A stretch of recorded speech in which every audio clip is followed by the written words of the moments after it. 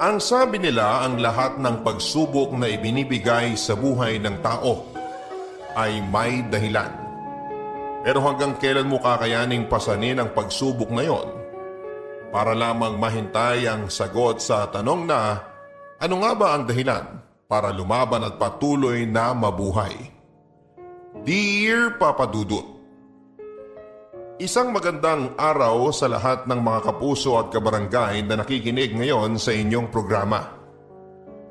Ako nga pala si Dexter, 36 years old at nagtatrabaho sa isang advertising company dito sa Mandaluyong. Sa totoo lang, ngayon pa lamang ay medyo naluluhan na ako habang sinusulat ko ito. At sana ay may share ko ng maayos ang kwento namin ni Aubrey. Papadudot, bago pa lamang ako noon sa kumpanya bilang isang production artist nang makilala ko si Aubrey. Siya ang aming creative director.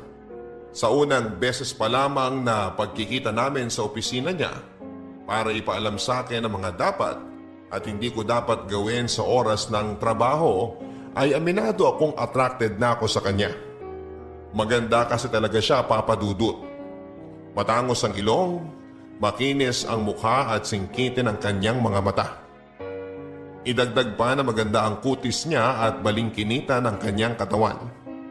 At para mas lalo ninyong ma-imagine kung gaano siya kaganda, ay malaki ang pagkakahawig niya kay Miss Sanya Lopez. Kaya walang lalaki ang hindi hahanga sa unang beses na makita siya. Pero sa kabila ng napakagandang mukha ni Aubrey, ay ang pagiging mataray at suplada niya, Papadudut. Medyo perfectionist siya pagdating sa kanyang trabaho. At sa konting pagkakamali mo lamang ay ipaparamdam niya sa iyo na parang ikaw ang pinakabobong empleyado niya sa opisina. Minsan ko na kasing naranasan na masigawan niya nang nagkamali ako sa trabaho. At paglabas ko nga ng opisina niya, naabutan ko pa ang mga kasamahan ko sa trabaho na nagkakatuwaan at nagpupustahan kung hanggang kailan daw kaya ako tatagal bilang production artist ni Aubrey. Marami na raw kasi ang nag-resign dahil sa ugali niya. At akala ko rin na hindi ako tatagal sa trabaho ko. Pero hindi ko napansin na halos 1 taon na pala ako dito sa kumpanya. Papadudot, sa mga kaopisina ko rin nalaman na si Aubrey ang tipo ng babae na walang alam puntahan kung hindi bahay at trabaho lang. At kahit kailan daw kasi ay hindi siya sumama sa kahit na anong get-together na para sa mga empleyado. Wala rin siyang kahit na sinong matatawag na kaibigan o close man lang sa opisina. Siguro nga kasi ay masyado siyang mataray. Siya yung tipo ng boss na kahit konting pagkakamali lang ng isang empleyado ay parang magugunaw na ang mundo sa galit. Hoy Lily, thank you dito sa regalo ah. Kailangan ko talaga nito kasi wala na akong lalagyan ng mga sapatos sa bahay. You're welcome! O ikaw naman, Dexter, sino nabunot mo sa exchange gift natin? Ikaw na lang ang hindi pa nagbibigay ng regalo, ah. Ay, wala siya dito eh. Paanong wala? Halos lahat naman tayong creative team. Nandito na sa pantry. Nauna na nga lang kumain yung iba. Except for Dragonessa Queen! Oo nga, no? Sanay na kasi akong hindi siya nakikita every mini Christmas party natin at exchange gift. Counted nga pala siya. Oo, counted siya. Ako pa nga ang nabunot niya eh. Nakita ko na lang kanina na may regalo sa table ko. Kaya palang aga niyang pumasok kanina. Ayaw niya siguro may makakita sa kanya na naglalagay ng regalo sa table mo. Siguro nga. Kasi ako yung pinakauna sa ating pumasok pero pagdating ko kanina, nasa table na siya ng office niya. So paano ba yan, Dexter? Mukhang kakailanganin mo talagang pumasok sa isang nag-aapoy na kuweba para maibigay ang regalo mo sa kanya. Ay, dali mo na rin tong pagkain niya. Pinagtabi na namin siya kasi alam namin na hindi siya pupunta dito sa pantry para makipag-celebrate. Bakit naman? Dahil ba sa religion niya? Hindi, no? Alam mo yan si Dragonessa? Sa ilang taon namin nagpapasko dito sa opisina, kahit kailan, hindi pa nakipag-celebrate sa amin. Paano makikiselebrate? Subsub nga sa trabaho. Lunch break nga niya, hindi siya lumalabas ng opisina niya. Kasi nga, mas gusto niya mag-amoy kuweba siya kaysa makibonding sa atin. Nako, Good luck sa'yo, Dexter, kung paano mo ibibigay yung regalo mo sa kanya. Masama pa naman ang ugali nun. Kaya baka tarayan ka lang niya kapag inabot mo na yan. Ikaw talaga, Nolan. Kung ano-ano na naman ang sinasabi mo tungkol kay Miss Aubrey.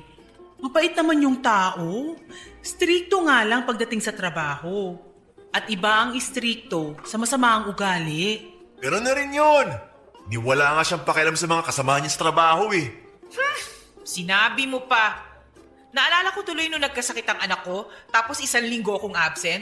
Hindi nga niya ako binigyan ng suspension dahil sa absent ko. Pero hindi niya rin in-approve ang mga emergency leave request ko. Ilang araw tuloy akong walang sinweldo nang dahil sa kanya. Pero di ba in-explain naman ni Miss Aubrey kung bakit hindi na-approve ang mga leave request mo? Dahil wala kang na-submit na medical documents that time. Required kaya yun para sa mga nagli-leave. Kahit na, no? Yung ibang manager nga ina-approve yun. Siya lang talagang hindi pumapayag. Sa tingin ko, sumusunod lang naman si Miss Aubrey sa policy ng opisina natin. Perfectionist nga kasi sa trabaho si Miss Aubrey. Kaya yun niya nang may nagkakamali. Mas lalong ayaw niya sa mga empleyado na hindi sumusunod sa policy niya at ng opisina na to. Saka pwede ba, iwasan na natin ang pagsasalita ng negative sa kanya. Hindi pa naman natin siya kilala talaga para husgahan natin yung buong pagkatao niya.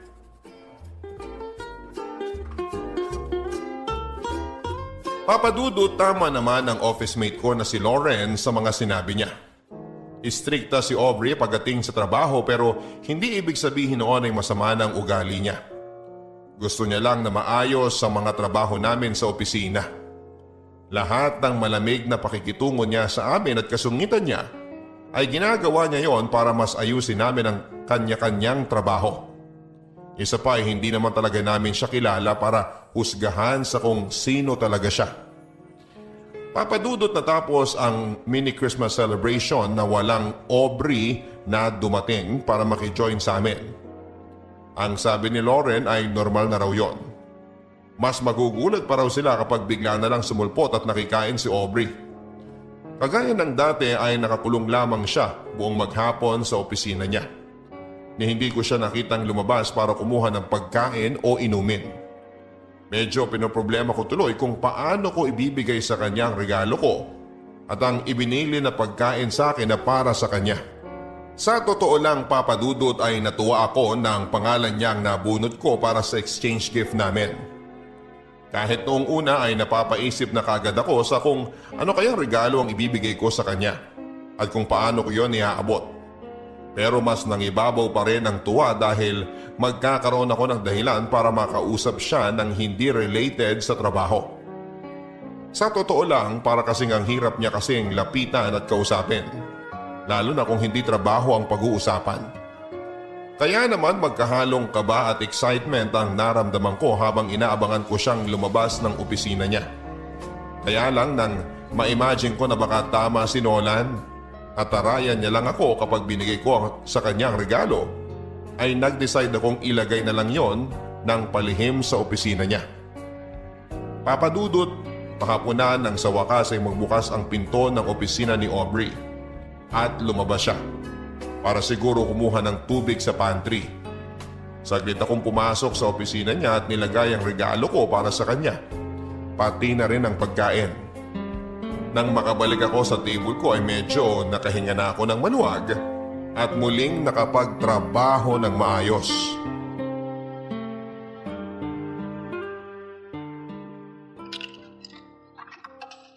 Grabe, ang lamig sa loob. Buti na lang coffee break ko na. Makakuha nga muna ng kape. Si Miss Aubrey ba yung nag-iossi mag-isa dun? Siya nga.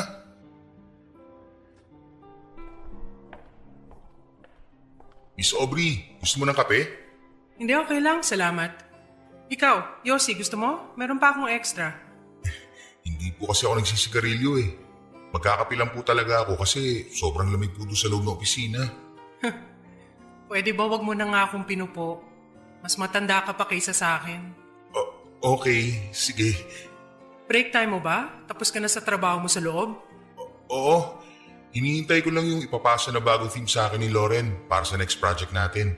Gagawin ko na rin kagad yung cover design mamaya para makita mo. Buti naman. Para hindi tayo palagi naghahabol sa deadline. Ayoko kasi talaga na natatambakan ng trabaho. Sabi nga nila sa loob, 2 weeks ahead daw sila palagi sa deadline na binibigay ng mga client natin. Hindi ko kasi gusto na nasasanay silang pumepetiks-petiks kahit may mga bagay na dapat pang trabahuhin at tapusin. Sa bagay, mas okay naman talaga yun. Para hindi tayo napipressure palagi sa deadline. Salamat nga pala dun sa regalo mo. Wala yun. Saan mo pala nabili yun? Tsaka, paano mo nasigurado na wala pa akong kopya nun? Alam mo kasi, ilang taon ko nang hinahanap yung librong yun eh. Nakita ko kasi yung bookshelf mo sa office at yung collection mo ng mga libro. Pareho kasi kayo ng collection ng tita ko eh. Kaya napansin ko na parang kulang ka ng isang title ng book na yun. Talaga? Mahilig din siya magbasa ng novel? Oo, lalo na ng mga romance novel. Actually, kung mapapansin mo nga, medyo luma na ibinigay ko. Hiningi ko lang kasi yun sa kanya. Kaya dinagdagan ko na lang ng imported na tsokolate yung regalo ko sa'yo. Okay lang. Ako nga sobrang hirap na hirap talaga akong hanapin yun eh. Kasi laging out of stock. Ilang beses na ako nag-request sa mga bookstore pero wala pa rin. Kahit nga sa mga international online shop, hindi siya available. Buti pala yun talagang naisip ko regalo. Sa totoo lang, medyo nahirapan ako maghanap na ibibigay sa'yo kasi parang halos lahat meron ka na eh. Hindi, no, ano ka ba? Anyway, thank you ulit dun. Na-appreciate ko yung pagiging observant mo sa loob ng opisina ko. Walang anuman. Alam mo, mag-iisang taon na ako dito sa kumpanya pero parang ngayon lang kita nakita ngumiti ng ganyan. Bagay pala talaga sa'yo. Ano mang sinasabi mo dyan? O sige na, babalik na ako sa loob. Huwag ka na magtatagal dyan ha. Marami pa tayong trabaho.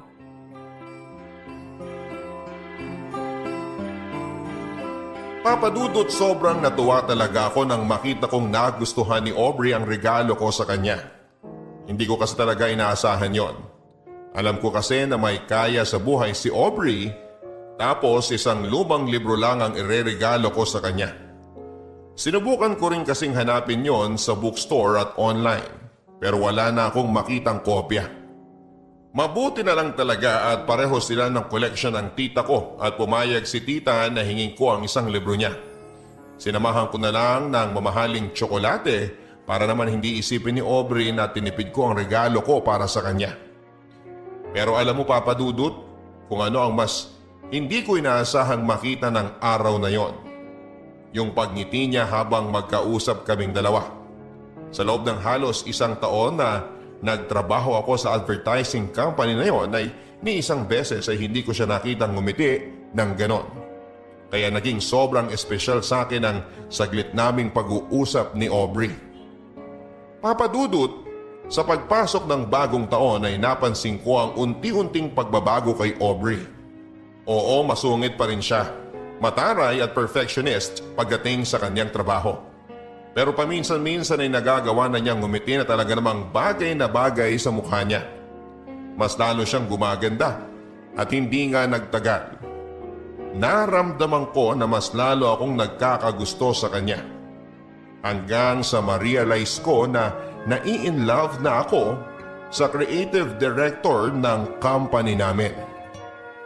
Papadudot, dahil medyo nagiging close na ako sa creative director namin, ay Aubrey na lamang ang tawag ko sa kanya. Kapag kaming dalawa lang ang magkausap. Madalas din ay magkasama na kami sa coffee break. Doon namin pinagkukwentuhan ang mga bagay na hindi related sa trabaho. Kaya naman nalaman ko na high school pa lamang siya ay ulila na siya sa mga magulang. Wala rin siyang mga kapatid o malapit na kamag-anak na nakasama noon. Mag-isa siyang pinag-aaral at binuhay ang sarili niya habang nakikitira sa ninang niya na matandang dalaga. Mabait naman ang ninang niya dahil pinatuloy siya dito sa bahay, Papadudot. Kaya lang noong nasa college na siya ay namatay ito sa sakit sa puso. Kaya kinailangan niyang maghanap ng ibang titirhan. Kumuha siya ng maliit na kwarto. Nagtrabaho bilang service crew sa isang food chain at nag-aral sa gabi.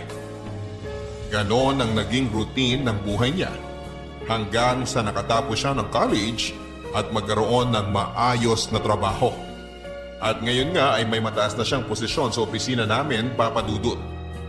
May sarili na siyang bahay na siya lang mag-isa ang nakatira. dahil wala na nga siyang malapit na kamag-anak. Yun din ang dahilan kung bakit sanay talaga siya ng walang kasama sa bahay o kahit sa trabaho. Isa rin daw sa mga dahilan kung bakit hindi siya madalas nang ngumingiti ay dahil pakiramdam niya, nagiging mahina siya kapag nakikita ng ibang tao na parang mabait siya. Kaya pinapangatawanan na lamang niya ang pagiging isang dragonesa sa loob ng opisina.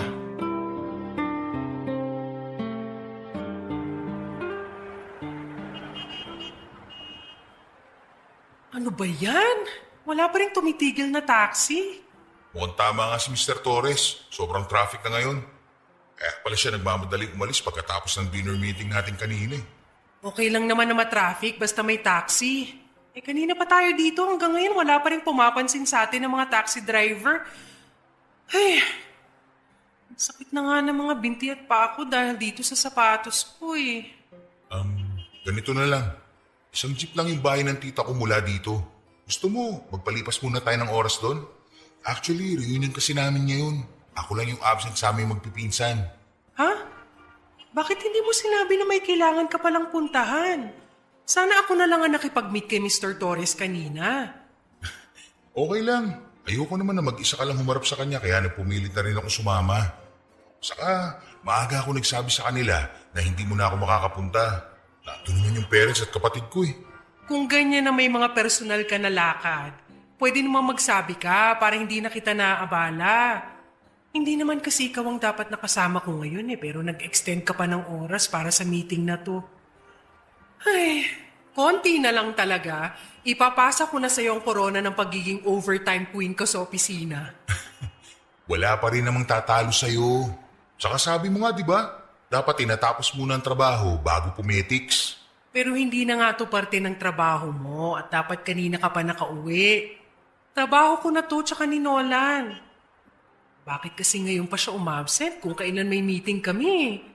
If I know may hangover lang siya, how irresponsible. Oh, kumukunot na naman yung noo mo. Tama na nga yan. Pagsasamahin mo pa ang bad trip mo sa kanya at dito sa traffic ngayon. Pero ayun nga. Gusto mo bang sumama muna sa bahay ng tita ko ngayon? Malapit lang yun, promise. Hindi na. Okay lang ako dito. Pumunta ka na doon. Dito na lang ako para maghintay ng taxi. Ano ka ba? Hindi naman kita pwedeng iwan dito na mag-isa. Isang jeep lang ang papunta doon sa kanila, kaya doon na lang tayo magpalipas ng rush hour. Hindi ba nakakahiya? Mababait ang mga pinsan ko. Saka nandun din naman ang parents ko eh. Pati yung makulit kong kapatid, sigurado makakasundo mo yun. Dati pa nga kita kinukwento sa kanila eh. Teka, ano namang kinukwento mo sa kanila tungkol sa akin? Na boss kita. Saka, At saka ano pa? na maganda ka. Sobrang ganda. Ha? Ano yun? Bakit bumubulong ka dyan, Dexter? Wala. Tara na. Punta muna tayo sa tita ko. Tignan mo, walang galaw ng mga sasakyan. Mahihirapan lang talaga tayo kumuha ng taxi ng ganitong oras. Kaya nga mauna ka na lang na umalis. Pumunta ka na dun sa reunion ng family mo. Okay lang ako dito, promise. Tatawagan or iti-text na lang kita kapag nakasakay na ako ng taxi. Aubrey, I insist. Hindi ako alis dito hanggat hindi ka pa nakakasakay. Ayos lang talaga ako. Ito, may taxi na taxi! Ano ba yan? May laman pala. Ano?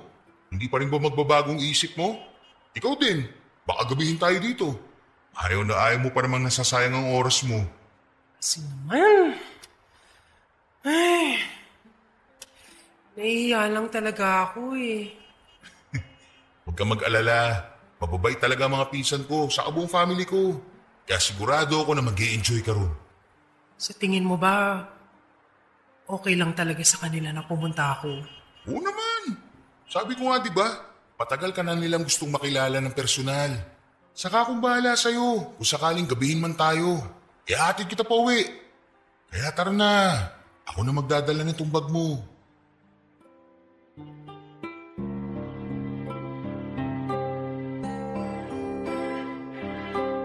Papadudot na convince ko si Aubrey na sumama sa family reunion sa bahay ni na tita. Noong una ay medyo tahimik pa siya at suplada nang makilala niya ang pamilya at ibang kamag-anak ko. Siguro nga kasi hindi naman siya talaga sanay na makihalubilo sa maraming tao. Pero nang lumapit na sa kanya ang nakababata kong kapatid na babae na totoo namang makulit at madaldal, doon na rin siya nagsimulang ngumiti at makipagkwentuhan. Hanggang sa pati ang pinsan ko, kinakausap niya na rin at nakainuman pa niya. Kaya pumayag na rin siyang ihatid ko siya pauwi sa bahay niya pagkatapos ng reunion. Papadudot simula ng araw na yon ay mas nakilala ko si Aubrey. Yung totoong siya na hindi nagtatago sa pagiging isang dragonesa ng opisina. At dahil naramdaman ko na wini-welcome niya ako sa buhay niya bilang isang malapit at totoong kaibigan, mas ipinakilala ko rin ang sarili ko sa kanya. Kung dati-rate bahay at opisina lamang ang alam na puntahan ni Aubrey, nagkaroon na kami ng chance na dumaan sa coffee shop pagkatapos ng trabaho. Pero hindi para sa isang client meeting, kung hindi para kumain, magkape at magkwentuhan. Madalas din kapag weekend ay nasa bahay namin siya. Kung hindi sila magkakwentuhan ng kapatid kong babae, tumutulong naman siya sa pagluluto kay mami. Pati na rin ang mga pinsan ko na pumupunta sa bahay, nakabanding niya at hindi siya matalo-talo pagdating sa inuman. Alam mo papadudot, pakiramdam ko nga minsan ay nag-iiba si Aubrey kapag nasa labas na siya ng opisina. Nawawala na kasi yung pagpapanggap niya na mataray siya at sobrang perfectionist sa buhay. Kapag magkasama kami, nagagawa na niyang ngumiti at tumawa. Nasanay ako sa ganong setup namin. Kaya nang minsang mag-leave siya sa trabaho niya ng halos 2 linggo, na alam kong hindi niya talaga ginagawa, ay dinalaw ko siya sa bahay niya para kumustahin siya. Ang sabi niya sa akin ay may trangkaso lamang siya at pagaling na rin siya. Dumalaw raw kasi ang mga pinsan niya na galing sa ibang bansa na kaagad din namang umalis. Pero iba ang naging kutob ko, papadudot. Lalo na nang bigla na lang siyang nahilo habang magkausap kami.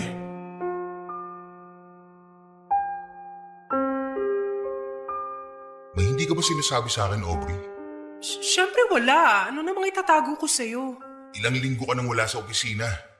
Akala ko nga may trangkaso ka o sadyang masama lang ang pakiramdam mo. Kaya hindi mo nasasagot ang mga tawag ko. Sinabi ko naman na kanina ang dahilan, di ba? Nagkaroon ako ng bisita dito, umuwi yung mga pinsan ko, at bigla akong tinrangkaso pagkatapos nilang umalis. Ilang beses ko bang kailangan ulitin sa'yo yun? Pero sinabi mo rin sa akin noon na halos wala ka ng kamag-anak na malapit sa'yo. Wala ka nang nakakausap sa kanila. Bakit biglang may mga pinsan ka na darating tapos magagawa pang makitulog dito sa inyo? Hindi ba talaga pwede mangyari yon?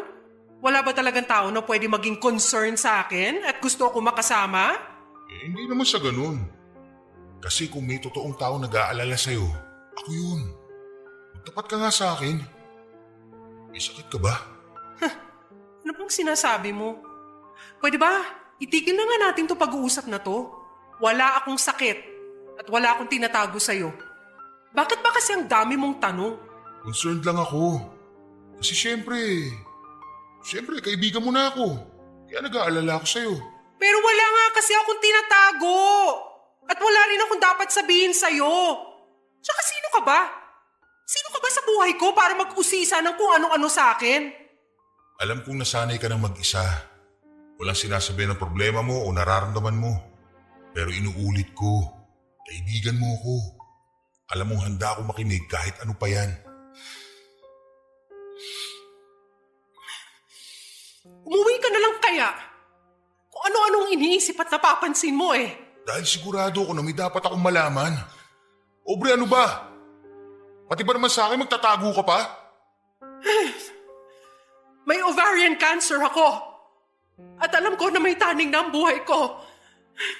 Okay na ba? Masaya ka na sa nalaman mo? Pwede ka na bang umalis? Kailan pa? Bakit mo lang sinasabi sa akin to? Dahil hindi naman kailangan. Kaya ko to mag-isa eh. Sanay naman ako na mag-isa eh. Pero pwede mo namang hindi kayanin mag-isa. Kaya nga nandito ako eh. Kasi gusto kong iparamdam sa'yo na hindi lahat ng tao iniiwan ka. Meron pa rin nag-aalala at totoong nagmamalasakit sa'yo. Na hindi ko nga kailangan! Hindi ko kayo kailangan! Wala akong kailangan at kaya kong sarili ko kasi doon naman ako sanay! Bakit ba kasi ang kulit-kulit mo? Kaya ko nga eh! Kaya ko mag-isa!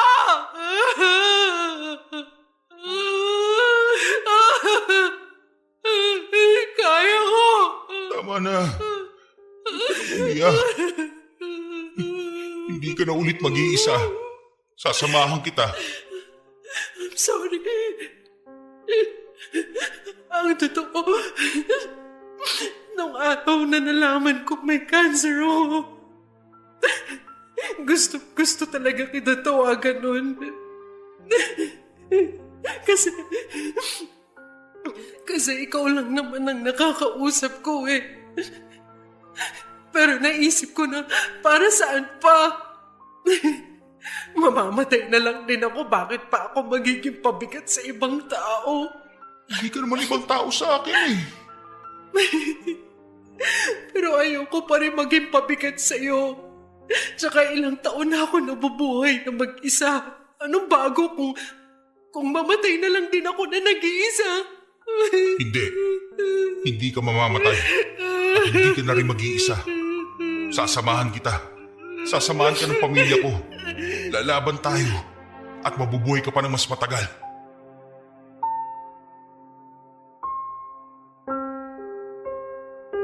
Sobra akong nasaktan nang malaman ko ang tungkol sa stage 2 ovarian cancer ni Aubrey Papadudut.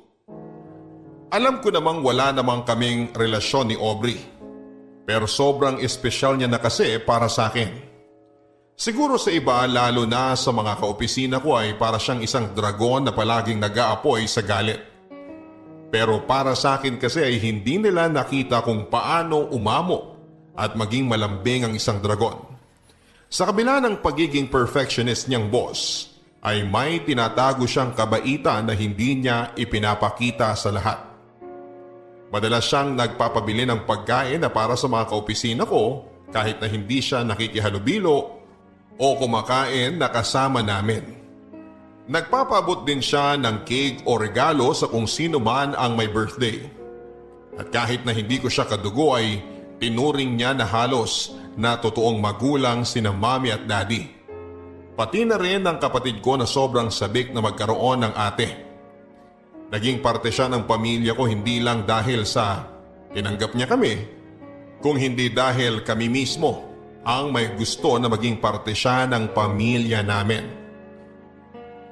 Kaya nang nalaman ko ang tungkol sa sakit niya, gustong gusto ko nang humagulhol pero pinilit kong pigilan. Dahil ayokong panghinaan siya lalo ng loob. Ako lang kasi ang pwede niyang kapitan at kuhanan ng lakas. Kaya kailangan kong magpakatatag sa harap niya. Kahit ako man ay pinanghihinaan na kaagad.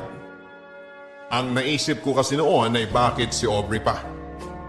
Hindi naman sa hinihiling ko na sana ibang tao na lamang ang magkasakit pero napakabata pa kasi niya para danasin ang ganong klase ng hirap nang nag-iisa. Papadudot kagaya ng pinangako ko kay Aubrey, ay hindi ko na ulit siya iniwanang nag-iisa. Hindi ko sinabi sa opisina ang tungkol sa totoong dahilan ng pagpa-file niya ng extension para sa leave niya. Pero alam ko naman na hindi magtatagal ay malalaman nila ang tungkol sa sakit ni Aubrey. Ayaw din kasi ni Aubrey nang kinakaawaan siya ng ibang tao. Mas gusto pa nga niya yung may ines na nararamdaman sa kanya. Nasanay na rin kasi siya sa ganon. Nag-iisa, walang kaibigan, pamilya o karamay. Kaya gusto niyang ipakita sa ibang tao na matigas siya at kaya niyang mag-isa. Kahit ang katotohanan ay hinang-hina na siya at kailangan na niya ng kasama. Papadudot, mula nga ng araw na nalaman ko ang tungkol sa sakit niya, ay madalas na akong pumupunta sa bahay niya. Palagi niya rin akong kasama sa mga check-up hanggang sa therapy niya. Nung una ay palagi niyang sinasabi na kaya niya at hindi niya kailangan ng tulong ko o ng kahit na sino. Pero syempre hindi ako papayag sa pagkakataon na ito na kayanin pa niyang mag-isa. Gusto kong iparamdam sa kanya na may kaibigan na siya sa katauhan ko at pamilya na rin niya ang pamilya ko. Hindi ko alam kung gaano ko pa siya katagal na makakasama at ayokong isipin na malapit nang magwakas ang buhay niya. Naniniwala at nananalig pa rin ako na gagaling si Aubrey. Mabuti siyang tao at hindi niya deserve ang ganitong klase ng sakit o sitwasyon para sa sarili niya.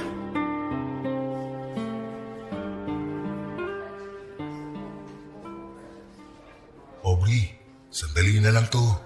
3 pasyente na lang at maasikaso na tayo ng nurse. Mabuti naman kung ganon. Grabe, no? Ang daming tao ngayon dito sa ospital kumpara nung isang araw. Oo nga eh, medyo mainit tuloy. Kamusta na pala ang pakiramdam mo? Hindi ka na ba nahihilo? Mas okay na ako ngayon kaysa kanina bago tayo umalis ng bahay. Na halos hindi na ako makatayo. Mabuti naman, pero huwag ka mag-alala. Kapag naasikaso na tayo ng nurse, makakakuha na tayo ng kwarto mo dito sa ospital. Ako na lang ang babalik sa bahay mo mamayang hapon para kunin ang iba mo pang gamit. Pwede naman kasing sa bahay na lang ako eh. Aubrey, kapag nag-start ng therapy mo, hindi naman pwedeng napapagod ka sa biyahe. Kaya ayos na rin to. Hindi naman ako napapagod. Hindi ko lang talaga maiwasan ng mahilo paminsan-minsan. Ang totoo nga niyan, ikaw ang iniisip ko. Bakit naman ako? Lakas-lakas ko. Kasi sinasamahan mo pa ako dito sa ospital bago ka pumasok sa opisina. Lagi ka na lang tuloy nag-half day tapos wala ka na halos matinong tulog at pahinga.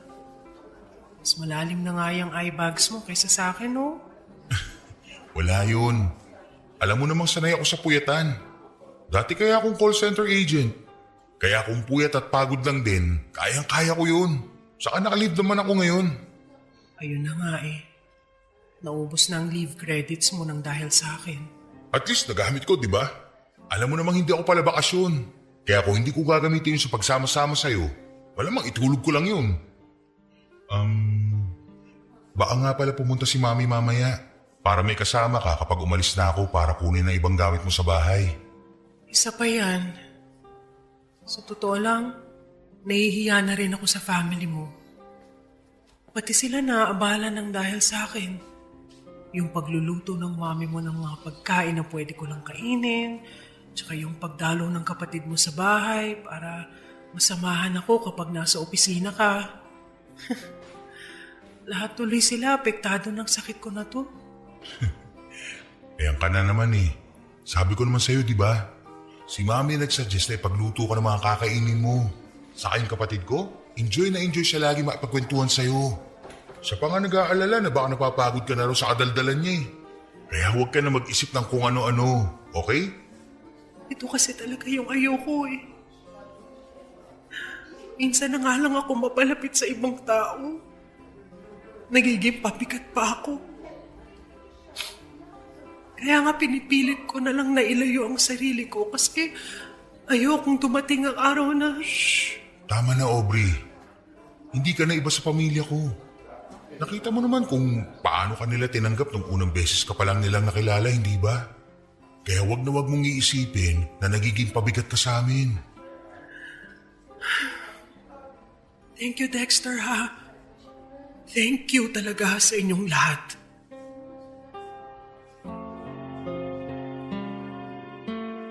Papadudot dahil nga sa naubos na ang leave credits ko sa opisina, ay madalas nang hindi nababayaran ang mga araw na hindi ako pumapasok.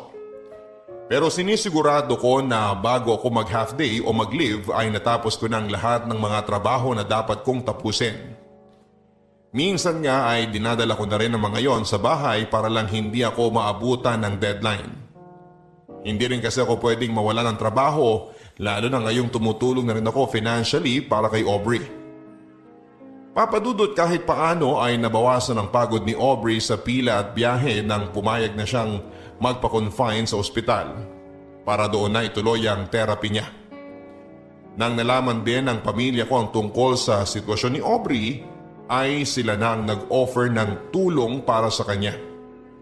Nagbabantay sa ospital ang kapatid kong babae at si mami naman ay palaging nagluluto at nagdadala ng pagkain na pupwede kay Aubrey.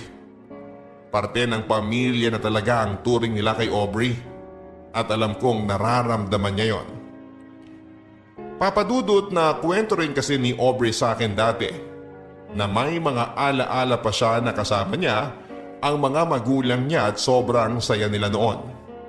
At kapag daw nasa bahay namin siya noon at kausap niya si mami o ang mga kapatid ko ay ramdam niya na parang hindi na siya iba sa pamilya ko. Yun naman talaga ang gusto kong iparamdam sa kanya, Papa Dudut. Kaya nga natuwa na rin ako nang hindi na niya tanggihan ang tulong ng pamilya ko. Nasamahan siya sa ospital kapag nasa trabaho ako.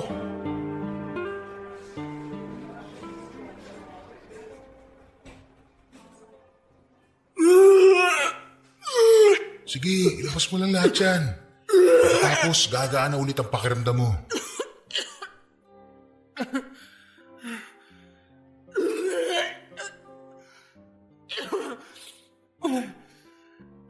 Ano? Okay ka na ba? Okay na bang pakiramdam mo? Medyo okay na. Sandali lang ha. Lilinisin ko lang to.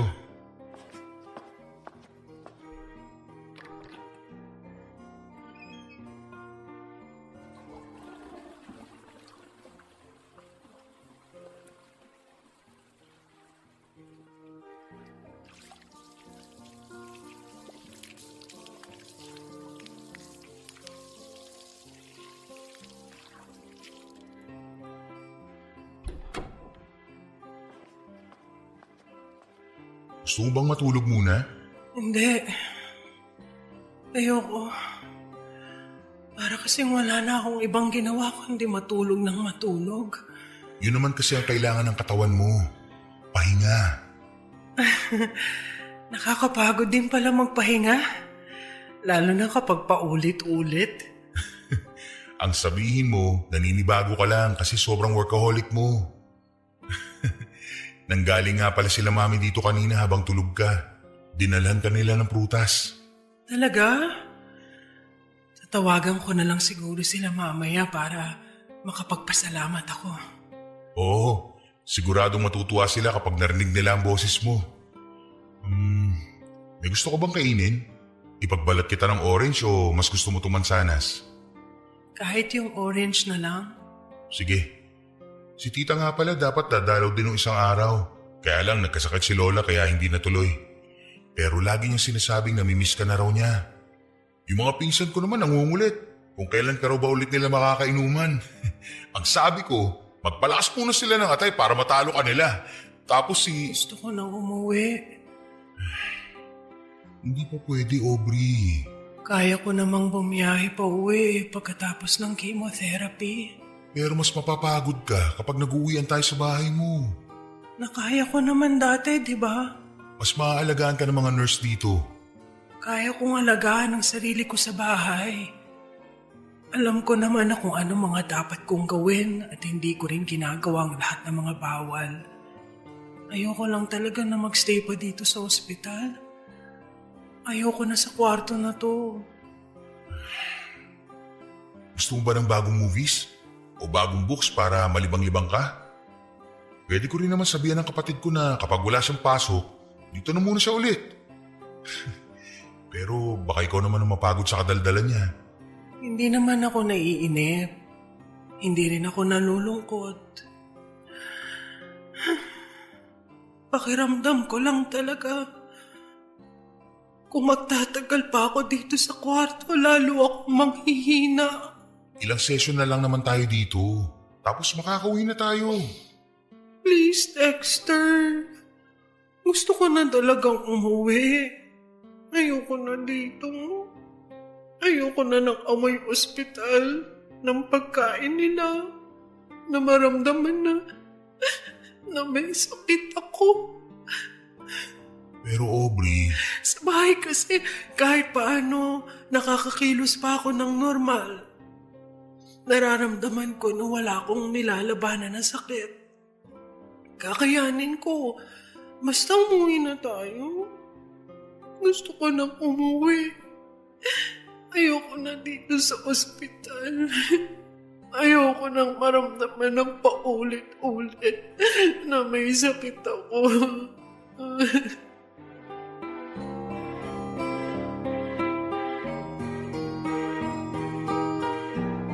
Papadudot pakiramdam ni Aubrey ay mas nanghihina siya kapag nakakonfine siya sa ospital.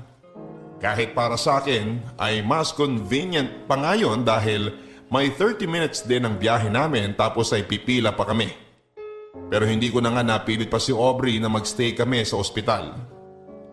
Papadudot pagkalipas ng 2 araw ay umuwi na kami sa bahay ni Aubrey. Pumupunta na lamang kami sa ospital kapag schedule na ng therapy niya. Matatag si Aubrey at kahit kailan ay hindi niya ako pinakitaan ng kahinaan o pagkapagod. Wala akong reklamo na narinig at palagi lang siyang nakangiti kapag tumitingin sa akin. Bagay na nagpapalakas lalo sa loob ko na malalampasan niya ang lahat ng ito. Malalampasan namin ang magkasama. Iba kasi ang dating na mga ngiti niya sa akin. Para bang gusto niyang iparamdam sa akin na kagaya ko ay lumalaban din siya at pareho kaming umaasa na gagaling siya. Papadudot sa totoo lang ay nagsisimula na akong panghinaan ng loob na malalampasan ni Aubrey ang napakabigat na pagsubok na ito. Lalo na nang tumaas sa stage 3 ang ovarian cancer niya na sinundan ng panghihina lalo ng katawan niya. Pero nakikita ko pa rin ang determinasyon niya na lumaban. Bagay na muling nagbigay ng lakas ng loob sa akin para magpakatatag. Kung si Aubrey nga ay nangihina na ay pilit na nagpapakatatag at nagpapakalakas. Ano pa ako na walang iniindang sakit sa katawan. Kaya kailangan kong taasan ang pananalig ko na gagaling siya at malalampasan niya ang lahat ng ito. Papadudot habang tumatagal na nakakasama ko si Aubrey ay mas lalo ko siyang minamahal. Pero pinigilan ko ang sarili ko na sabihin sa kanya ang bagay na yon. Ayoko kasing isipin niya na baka naaawa lang ako sa kanya. Kaya sa halip na marinig niya sa akin ang tungkol sa nararamdaman ko, ginawa ko na lamang ang lahat para maiparamdam sa kanya kung gaano ko siya kamahal. Inalagaan ko siya, inasikaso at kahit kailan ay hindi iniwan. Kasama ko ang pamilya ko sa pagpaparamdam kay Aubrey na hindi siya nag-iisa at may mga tao na nagmamahal at patuloy na nagmamalasakit sa kanya. Sa paraan na yon, alam ko na magpapakatatag siya at lalaban. Hindi lang para sa sarili niya kundi para na rin sa amin. Papadudot dahil nga sa indefinite leave ni Aubrey sa kanyang trabaho, nalaman na ng mga kaopisina namin ang totoong nangyari sa kanya. Pati na rin ang dahilan kung bakit palagi akong late sa trabaho ko. Half day o naka-leave. Halos lahat sila ay nakisimpatya sa pinagdadaanan ni Aubrey, Papadudot. At dahil nga madalas akong naka-leave without pay sa opisina namin, nagsimula ko na ring magastos ang mga ipon ko. Hindi rin kasi biro ang gastusin para sa therapy at sa mga gamot ni Aubrey. At alam ko na paubos na rin ang savings niya. Kaya hanggang kaya ko ay tutulungan ko siya sa kahit na anong paraan na nalalaman ko. Uuwi ka uli ng maaga, Dexter? oo, pero natapos ko naman na yung mga design na pinapagawa mo sa akin. Paano mo hindi matatapos madaling araw pa lang yata nandito ka na sa opisina. Yung totoo, natutulog ka pa ba? Oo naman no. Hindi nga pare. Oo nga. Sa biyahe. Grabe siya! Sa biyahe talaga? Ang sakit kaya sa ulo matulog sa loob ng taxi o kaya sa jeep, no? Naku, sinabi mo pa. Pero yung totoo, Dexter, bakit mo ginagawa yan? Ang alin?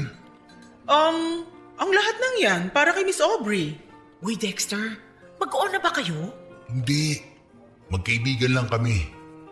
Wala na kasi siyang ibang pamilya o kamag-anak dito eh. Kaya walang ibang mag-aasikaso sa kanya kung hindi ako na lang. Buti na lang talaga kahit papano nandyan ka. Alam ko namang mabait si Miss Aubrey. May pagkamataray lang talaga. Saka ayaw niya lang talaga ng may nagkakamali sa trabaho, lalo na kapag nagiging cause of delay. Totoo yun. Mabait talaga siya. Nasanay lang talaga siyang mag-isa at hindi nakikihalubilo sa mga tao. Ay, medyo nagigilty nga ako eh. Ang dami ko kasi naging kapalpakan sa trabaho. Pakiramdam ko tuloy, masyado ko siya ini-stress nung nandito pa siya sa opisina. Mabait naman kasi talaga si Miss Aubrey. Sadyang mahigpit lang siya, pero may pakialam siya sa mga empleyado niya. Madalas kaya siyang nagbibigay ng mga regalo kahit hindi natin siya binibigyan ng kahit na ano. At nagpapakain kapag may okasyon kahit hindi siya lumalabas ng opisina niya. Alam mo, naisip ko rin yan. Hindi niya talaga deserve yung mga nangyayari sa kanya ngayon. Ay. Uy, oo nga pala, Nolan. Dala mo ba yung pinagbentahan ng unang batch ng t-shirt tsaka keychain? Oo. Sandali lang. Nandito sa drawer ko.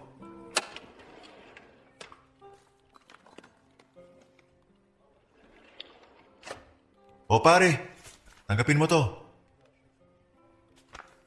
Oh, para saan tong sobre ng pera? Konting tulong para kay Miss Aubrey. Nitong mga nakaraang buwan kasi, nag-isip kami kung paano kami makakatulong sa kanya. Sa inyong dalawa. At itong naisip naming paraan. Gumawa kami kasi ng fundraising dito sa office. Nagpagawa tsaka nagbenta kami ng mga t-shirt at tsaka keychains.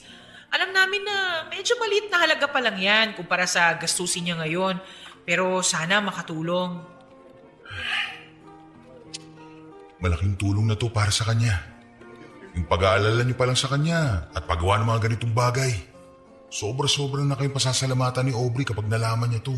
Basta pare, kung may iba pa kayong kailangan ni Miss Aubrey na pwede namin maitulong, magsabi ka lang ha.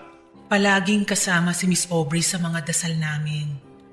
Naniniwala kami na malalampasan niya ang lahat ng to. Salamat talaga sa inyo ah. Sobrang laking tulong nitong ginagawa niyo para sa kanya. Para lalong mapalakas ang loob niya. Huwag kayong mag-alala. Makakarating ang lahat ng tulong at mensahe niyo para kay Aubrey. Papadudot, hindi ko inaasahan ang ginawang pag-abot ng tulong ng mga kaopisina ko kay Aubrey. Alam ko naman na nagiging usap-usapan na si Aubrey sa trabaho dahil sa sakit niya. Pero hindi ko alam na gumawa na pala sila ng paraan para makatulong. Akala ko kasi ay wala talaga silang pakialam kay Aubrey. Dahil sa paniniwala nga ng mga ito na masama ang ugali niya. Pero heto sila at nagkaisa na gumawa ng fundraising para makapagbigay ng financial support. Papadudot nang sabihin ko kay Aubrey ang tungkol sa tulong na inabot ng mga kaopisina namin at patuloy na pagbebenta ng mga ito ng t-shirt at keychain para makalikom pa ng pera, ay hindi na niya napigilan ang sarili niya na maiyak. Nagigilty daw siya dahil pakiramdam niya ay hindi naging mabuti ang treatment niya sa mga ito. Pero heto sila at nagmamalasakit para sa kanya.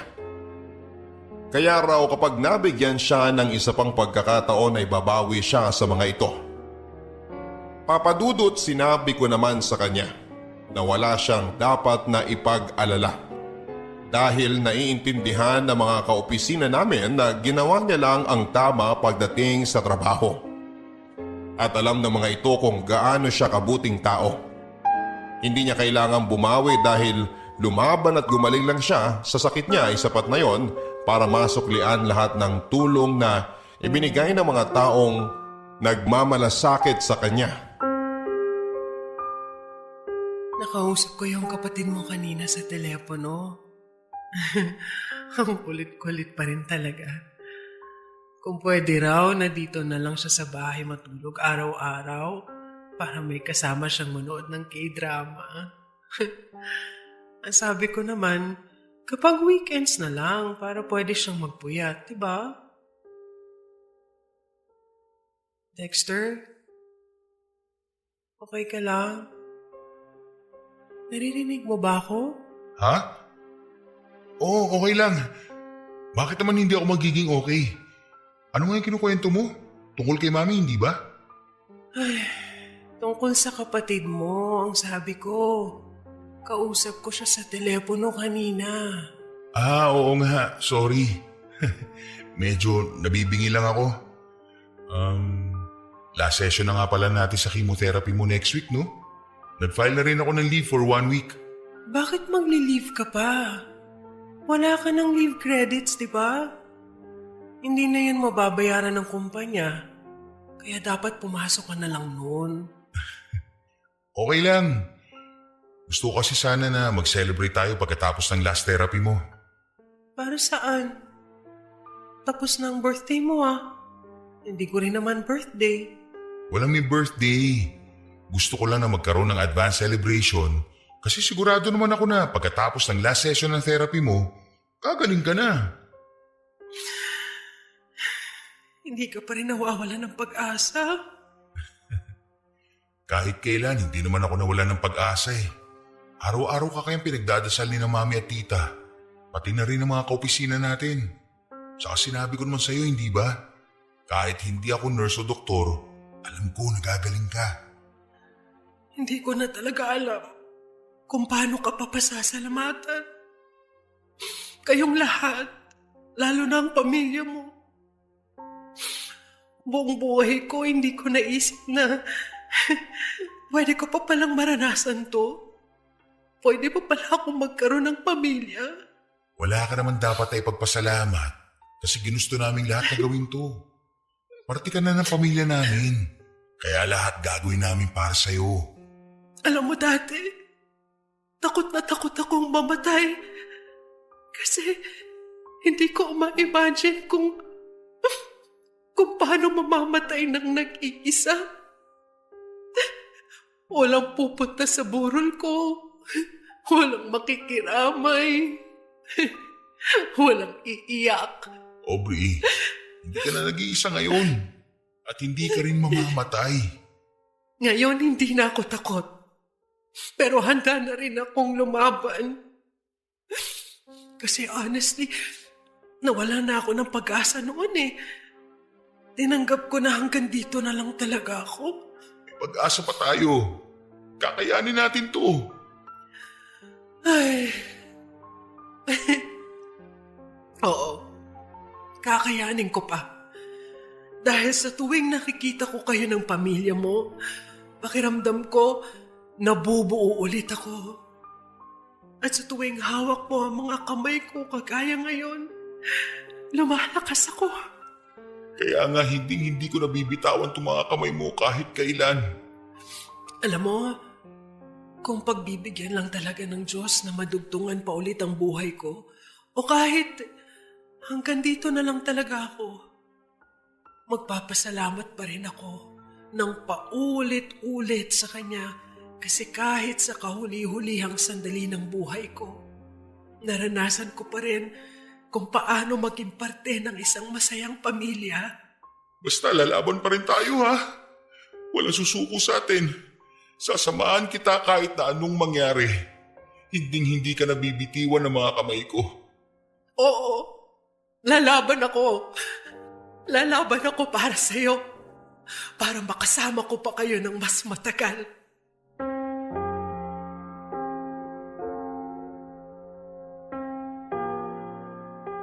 Papa Dudut, umaasa ako na pagkatapos ng last session ng chemo at radiation therapy ni Aubrey ay unti-unti nang babalik ang lahat sa normal. Kaya masaya kaming nag-celebrate noon kasama ang pamilya ko, ilang mga kaibigan at kaopisina namin. Pero nang makalipas ang isang buwan ay muli kaming nagpabalik-balik sa ospital. Akala ko talaga, Papa Dudut, ay tuluyan na siyang mawawala sa akin nang hindi ko man lang nasasabi sa kanya ang totoong nararamdaman ko. Dahil sobrang nanghina talaga ang katawan niya. Pero sa kabila noon ay nakitaan ko siya ng katatagan ng loob na lumaban para mabuhay. Paulit-ulit kaming nagdasal ng pamilya ko at mga kaopisina para sa kanya. Papa Dudut, hindi ako naniniwala na merong mahina at malakas sa Diyos. Mas naniniwala ako na lahat tayo ay may kanya-kanyang oras kung kailan tayo aalis sa mundong ito. At noong panahon na yon, malaki ang pasasalamat ko dahil hindi pa oras ni Aubrey para iwanan ako at ang mga taong nagmamahal sa kanya. Dahil pagkatapos ng halos 3 buwan na pagkakakonfine ni Aubrey sa ospital, ay unti-unting nanumbalik ang lakas niya. Hanggang sa ma-discharge na siya sa ospital at tinuloy na lamang ang pagpapalakas niya sa bahay. Papa Dudut, sobrang laki ng pasasalamat ko sa lahat ng mga taong tumulong kay Aubrey at nagdasal para malampasan niya ang pagsubok na ito. Pero mas nagpapasalamat ako sa Diyos para sa pagbibigay ng panahon para makasama ko pa si Aubrey ng mas matagal. Kaya hindi ko na sinayang ang pagkakataon na ito at sinabi ko na sa kanya kung gaano ko siya kamahal. Ang nakakatuwa doon, Papa Dudut, ay sinagot niya rin kagad ako. Hindi dahil sa pag-aalaga na ginawa ko sa kanya, kung hindi dahil sa sign na matagal na niyang hinihingi noon. Ang libro na matagal na pala niyang hinahanap-hanap sa iba't ibang bookstore at online shop ay ginawa niya palang sign para mahanap din ang lalaking habang buhay niyang mamahalin. Ang sabi niya kung sino raw ang lalaki makapagbibigay ng libro na yon ay ang lalaking mamahalin niya ng buong puso. At ako yon, Papa Dudut. Ako ang lalaking dumating sa buhay niya para ibigay ang libro na yon at ito pa rin ang sign na matagal na niyang hinihintay. Papa Dudut, ngayon nga ay 2 taon na kaming kasal ni Aubrey. Wala pang anak pero masaya kaming mag-asawa. 2 taon na rin siyang isang cancer survivor. Pero hanggang ngayon ay sariwang-sariwa pa rin para sa akin ang mga pagsubok na pinagdaanan niya kasama ako. Sobrang nahirapan man siya noon pero alam ko na may dahilan kung bakit namin yon naranasan. At isa na siguro sa mga dahilan na yon ay para maisulat ko ang kwento naming dalawa sa inyong programa. Papa Dudut, dito ko na po tinatapos ang sulat na ito.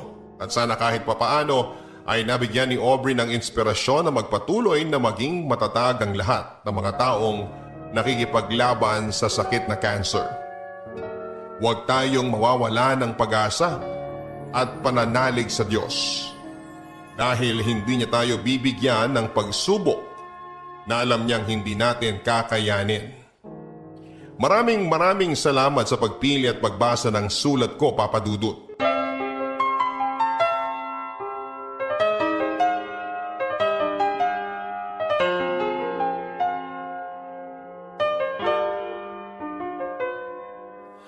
Ang buhay ay mahiwaga, laging may lungkot at saya. Sa Papa Dudut Stories, laging may karamay ka.